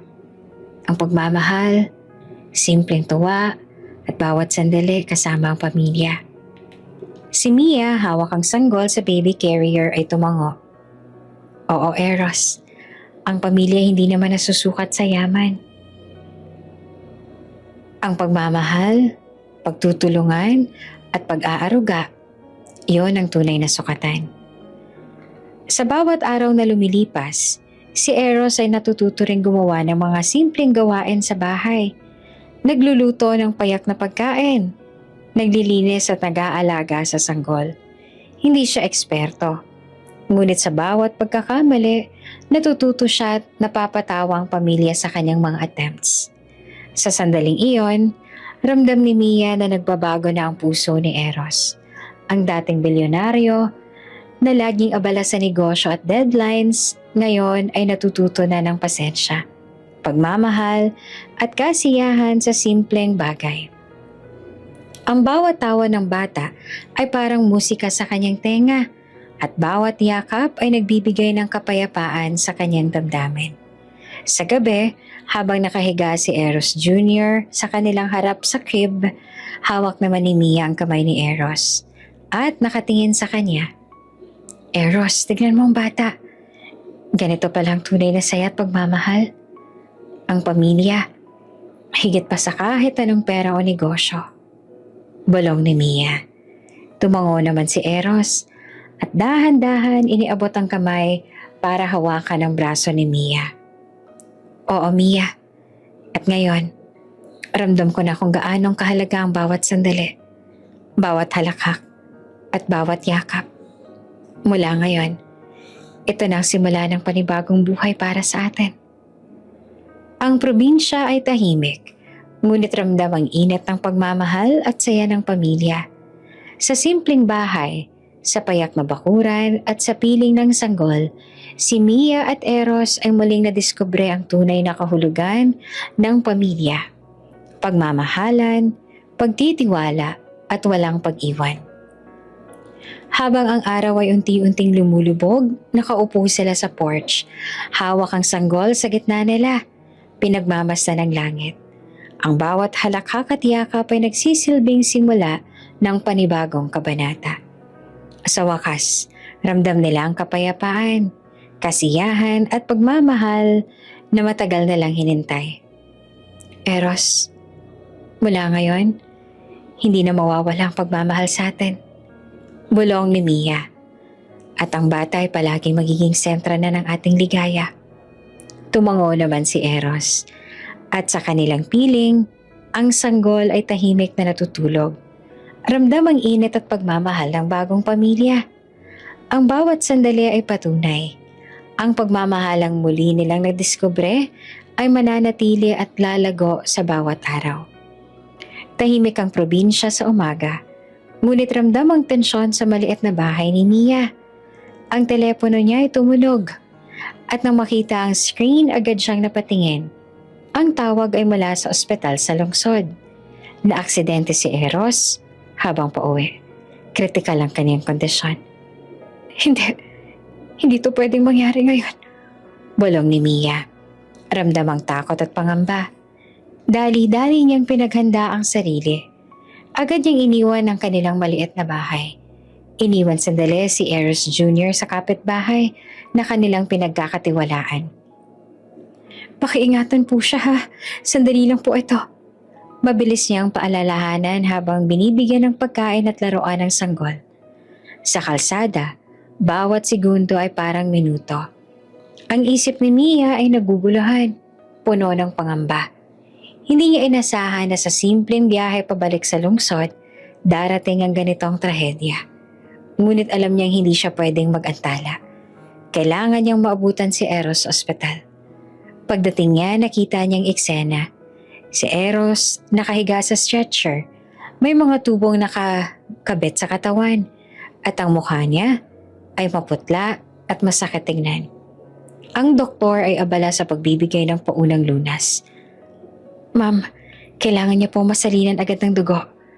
Sabi ng nurse na tinitingnan ng vital signs. Hindi naman nagdalawang isip pa si Mia. Kahit mahina pa siya mula sa panganganak, dahil ilang buwan pa lang si Baby Eros Jr. Alam niyang ito na ang pagkakataon para iligtas niya ang buhay ng ama ng kanyang anak. Huminga siya ng malalim at sumunod sa doktor para sa proseso ng blood transfusion. Habang inuumpisahan, ramdam ni Mia ang pagkakahilo at panghihina sa katawan. Ngunit pinilit niyang manatili sa tabi ni Eros. Hawak ang kanyang kamay at sinasabing, "Gumising ka, Eros. Kailangan ka namin. Hindi mo pwedeng iwan kami ng anak natin." Ang boses niya ay nanginginig, ngunit puno ng determinasyon at pagmamahal. Dahan-dahan, unti-unti ring bumuti ang kondisyon ni Eros. Ang kaniyang mga mata ay bahagyang bumuka at nakaramdam si Mia ng kaunting ginhawa. Ang doktor ay ngumiti. "Salamat sa inyo, ma'am. Dahil sa inyong sakripisyo, malaki ang chance niyang makaligtas." Si Mia, bagamat mahina, ay napaiyak sa ginhawa at pasasalamat. Hawak ang kamay ni Eros. Ramdam niya ang init ng buhay na unti-unting bumabalik sa kanyang asawa. At sa kanyang isip, alam ni Mia na ang sanggol ay nasa mabuting kamay. Kaya nakapag-focus siya sa pagpapalakas ni Eros. Lumipas ang ilang taon at nagsimulang lumakas ang pulso ni Eros. Ang bawat titig ni Mia sa kanya ay puno ng pagmamahal at pasasalamat. Ramdam niya na ang sakripisyong ginawa niya ay nagbunga. Buhay pa si Eros at may pagkakataon pa silang muling magkasama bilang pamilya. "Eros, gising ka na." Bulong niya sa kanya. Hawak ang kamay niya ng mahigpit. "Hindi mo kami pwedeng iwan. Kailangan ka pa ng anak natin. At kailangan kita." Dahan-dahan namang umiti si Eros. Ang mga mata niya ay bahagyang bumukas at nagpakita ng kaunting liwanag. "Mia, salamat. Salamat sa lahat." Mahina niyang bulong, ngunit ramdam ni Mia ang taos-pusong pasasalamat sa boses niya. Ang gabing iyon ay naging malakas na paalala sa kanila. Ang buhay ay maikli, ngunit ang pagmamahal at sakripisyo ay nagbibigay ng lakas. Ang simpleng ospital sa lungsod ay naging lugar ng panibagong simula para sa kanilang pamilya. Pagkatapos ng transfusion, si Mia ay nasa tabi ni Eros, pinagmamasan ng bawat sandali, napuno ng damdamin, takot, pag-aalala, at higit sa lahat pagmamahal na hindi matitinag. Eros, mula ngayon, wala na makakapag-iwalay sa atin. Ang pamilya natin ay mananatili at hindi ko hahayaang mangyari muli ang anumang masama sa atin. Wika niya habang tinitingnan ang mukha ng asawa. Sa tahimik na ospital na iyon, ramdam ni Mia ang bigat ng sitwasyon, ngunit kasabay nito ay ramdam niya ang lakas ng kanilang pagmamahalan. Ang sakripisyong ginawa niya ay nagpapatunay na ang tunay na pagmamahal ay hindi nasusukat sa kalakasan ng katawan, kundi sa tibay ng puso at dedikasyon sa pamilya. Matapos ang kritikal na kondisyon, unti-unti at tuluyan na rin gumaling si Eros. Ang bawat araw ay isang maliit na tagumpay. Natuto na siyang maglakad ng maayos, bumalik sa malusog na pangangatawan, at higit sa lahat, nakangiti na ng totoo sa pamilya niya. Sa panahon ng kanyang paggaling, ramdam niya ang pagbabago sa kanyang puso. Ang dating abala sa negosyo at mayabang sa pera, ngayon ay natuto na ng kahalagahan ng malasakit at pagkalinga sa ibang tao. Ang pinakamalaking inspirasyon niya, si Mia at ang kanilang anak. Isang umaga habang nakaupo sa veranda ng kanilang bahay sa probinsya, hawak si Eros Jr. sa baby carrier na patingin si Eros kay Mia. Mia, iniisip ko, gusto kong gumawa ng bagay para sa ibang ina na walang kakayahan tulad mo noon. Gusto ko sanang matulungan sila at sana maipakita akong pasasalamat at pagmamahal sa iyo. Wika niya. Napangiti naman si Mia habang pinagmamasa ng anak nila. Ano bang naiisip mo, Eros? Tanong niya na halatang interesado at excited. Ipinangalan ko sa Batang Foundation, Project Mia, para tulungan ang mga ina na walang pambayad sa panganganak. Paliwanag niya. Hindi lang to para sa kanila, kundi para na rin sa lahat ng pamilya na nangangailangan ng pag-asa at tulong. Sa unang event ng Project Mia, maraming ina mula sa iba't ibang probinsya ang dumalo. Ang mga babae ay nakangiti, may halong pag-asa at pasasalamat. Nakita ni Eros ang mata ng mga ina, ang parehong damdamin na minsang nararamdaman niya kay Mia bago siya nakilala bilang isang bilyonaryo. Salamat, Eros. Salamat sa Project Mia. Dahil sa iyo at sa pamilya mo, maraming buhay ang mababago. Wika ng isang ina, hawak ang munting sanggol. Napatingin naman si Eros kay Mia at ramdam niya ang init ng pagmamahal at suporta. Sa bawat araw ng operasyon ng foundation, unti-unti nang naramdaman ni Eros ang pagbabago sa puso niya. Ang dating bilyonaryong abala sa negosyo at pera, ngayon ay abala na sa pagmamahal, pagtulong sa iba, at sa pagiging ama at asawa. Ang bawat tagumpay ng Project Mia ay tagumpay din para sa kanila bilang pamilya. Isang hapon habang naglalaro si Eros Jr. sa maliit na garden ng probinsya, napatingin si Eros kay Mia at nagbuntong hininga ng malalim. Mia, hindi ko inakala na sa simpleng paraan, sa probinsya at sa tulong ng anak natin, masusukat ko ang tunay na kahalagahan ng buhay at pamilya. Salamat sa lahat ng sakripisyo mo noon. Napaluha si Mia, hindi sa lungkot, kundi sa dami ng emosyon. Eros, lahat naman tayo natututo. Ang mahalaga ngayon ay magkasama tayo at may layunin. Ang bata at ang Project Mia ay patunay ng pagmamahal at pagbabalik ng tiwala at pag-asa. Sa bawat araw, ang Project Mia ay lumalawak. Maraming ina ang natutulungan. Maraming sanggol ang ligtas sa panganib. At ang pangalan ng foundation ay nagsimulang makilala. Si Eros ay aktibong nakikilahok sa mga gawain. Personal na nakikipag-usap sa mga pamilya. Nagbibigay ng payo at suporta. At tiniyak na walang ina ang mapag-iiwanan. Ang sanggol na lang si Eros Jr. ay palaging kasama Simpleng alaala ng inspirasyon sa bawat akbang ng foundation.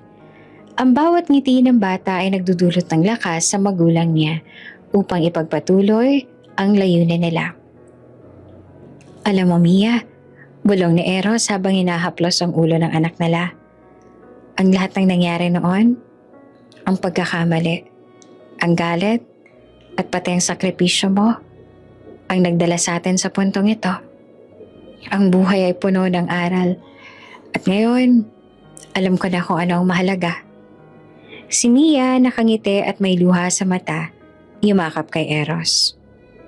Oo, Eros, at ngayon, nakikita ko ang pagbabago sa puso mo. Ang pagmamahal mo sa bata at sa akin ay hindi na lamang salita, kundi gawa. Sa wakas, ang simpleng probinsya ay naging sentro ng bagong simula para sa kanilang pamilya. Si Eros, si Mia, at si Eros Jr. ay simbolo ng pagbabago, pag-asa, at pagmamahal. Ang Project Mia ay hindi lamang programa. Ito ay patunay ng kanilang pagmamahalan at dedikasyon sa ibang tao. Ang bawat araw ay puno ng saya, pagtutulungan at pagmamahalan. Ang bilyonaryo na minsang natutong umasa sa pera at posisyon, ngayon ay natutong umasa sa puso at pamilya. Sa harap ng mga ina at sanggol na tinulungan ng Project Mia, ramdam ni Eros ang kasiyahan at kapayapaan na matagal niyang hinintay. Tahimik ang umaga sa tabing dagat. Ang alon ay dahan-dahang humahampas sa buhanginan, habang ang unang sikat ng araw ay bumalot sa langit ng ginintoang kulay. Hawak ni Mia ang cellphone niya, at sa wakas, binasa niya ang huling message na iniwan niya para kay Eros. Hindi pala aksidente ang mali kong pagsend ng message. Baka tadhana lang talaga na ibalik tayo sa isa't isa. Napangiti naman si Mia, ramdamang halo ng saya at nostalgia.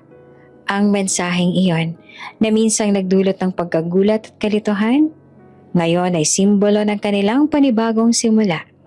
Hindi lang ito mensahe, ito ang alaala ng kanilang paglalakbay mula sa galit, pagkakanulo at pagdududa hanggang sa sakripisyo, pagmamahal at muling pagtanggap. Si Eros naman na nakaupo sa tabi niya ay nakatingin sa kanya nang may halong pagkamangha at init sa puso. Mia, ganito pala nagsimula muli ang lahat. Bulong niya, hawak ang kamay niya. Isang maling text ang nagdala sa atin sa puntong ito. Hawak-hawak na lang, sanggol na lang si Eros Jr. na nakatingin sa kanila na parang naiintindihan ang kahalagahan ng sandaling iyon. Ang maliit na kamay ng bata ay kumakapit sa daliri ni Mia at sa bawat ngiti niya, ramdam ni Eros ang kabuuan ng kanilang pamilya. Alam mo, Eros, sabi ni Mia habang pinagmamasa ng mga alon sa dagat. Minsan kahit mali ang landas na tinatahak natin, may pagkakataon pa rin tayong mahanap ang tamang direksyon. Ang mensahe noon, kahit hindi sinasadya, ang nagdala sa atin sa tadhana na hindi natin maikakaila. Napangiti si Eros at dahan-dahang niyakap si Mia at ang bata. Oo, Mia. At ngayon ramdam ko na ang lahat. Ang bawat takbang ng nakaraan, bawat pagkakamali at sakripisyo mo ay nagdala sa atin sa tamang landas. Salamat sa iyo at sa bata. Ang tatlo ngayon ay magkayakap, nananatili sa tabing dagat habang sumisikat ang araw. Ang hangin ay sariwa at ang tunog ng alon ay tila musika na nagpapalakas sa damdamin nila. Sa simpleng yakap na iyon, ramdam nila ang kabuuan ng kanilang paglalakbay. Lahat ng sakit, pagdududa at luha ay napawi na, pinalitan ng pagmamahal at bagong simula. Si Eros Jr. na sanggol pa lamang ay natutong umiti at tumakbo sa maliit na buhangin sa tabi nila, na parang alam niyang ligtas siya sa piling ng mga magulang. Ang bawat halakak niya ay nagdala ng kasiyahan at lakas sa mag-asawa. Ang mensahe noon, hindi lamang nagbalik sa atin sa isa't isa, bulong ni Mia, kundi nagbigay din ng pagkakataon na magsimula muli at mas pahalagahan ang bawat sandali. Ang bawat yakap, halakhak at luha natin ay nagpatibay sa atin. Si Eros habang nakatingin sa anak at sa asawa ay napangiti. Ngayon alam ko na, Mia, ang tunay na halaga ng pamilya ay hindi sa pera, hindi sa status, kundi sa pagmamahal at pagtitiwala at sa bawat sandaling magkasama tayo. Ang araw ay unti-unting tumataas, binabalot ang dagat at buhangin sa gintong liwanag. Sa gitna ng liwanag, si Mia at Eros ay nagyakapang muli, hawak ang kanilang anak. Ang mensahe na noon ay nagdulot ng pagkabigla at sakit, ngayon ay nagdala na ng ligaya at kapayapaan. Eros, salamat. Salamat sa pagkakataon, sa pag-unawa at sa pagmamahal mo. Ang lahat ng nangyari noon ay patunay lang na tadhana talagang nagdala sa atin sa tamang daan. Tumango naman si Eros, sabay nilang niyakap si Eros Jr. Sa sandaling iyon, nauunawaan nila ay isang simpleng maling text ang nagpagaling sa lahat ng sugat, nagdala ng kapatawaran at muling nagbuklod sa kanilang pamilya.